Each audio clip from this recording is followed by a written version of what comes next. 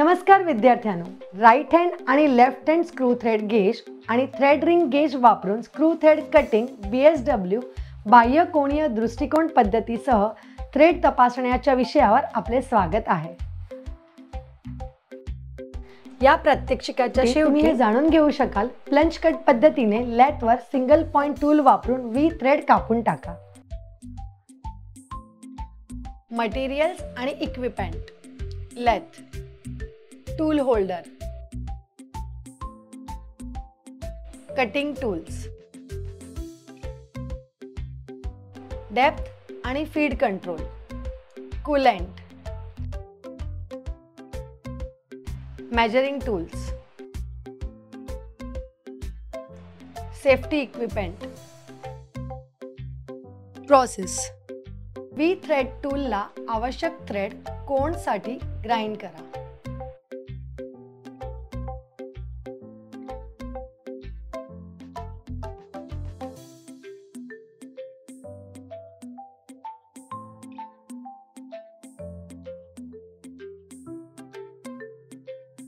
टूलला tool पोस्टवर clamp करा आणि टूलची सेंटर हाईट सेट करा। सेंटर गेज वापरून लेथ ॲक्सिस परपेंडिक्युलर सेट करा। मशीन चालू करा आणि काम करण्यासाठी टिपला स्पर्श करा। बॅकलेस दूर करण्यासाठी क्रॉस स्लाइड आणि कंपाऊंड स्लाइड ग्रॅज्युएटेड कॉलर शून्यावर सेट करा।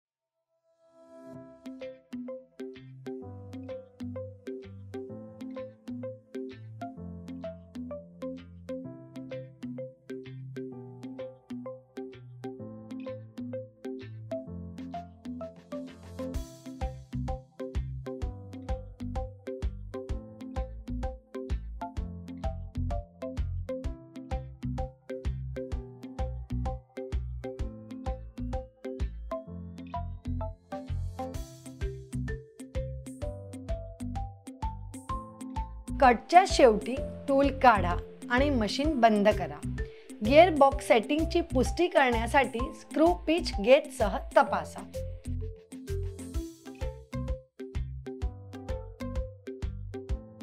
कॅरेजला सुरुवातीच्या पॉइंटवर आणण्यासाठी मशीन उलट करा।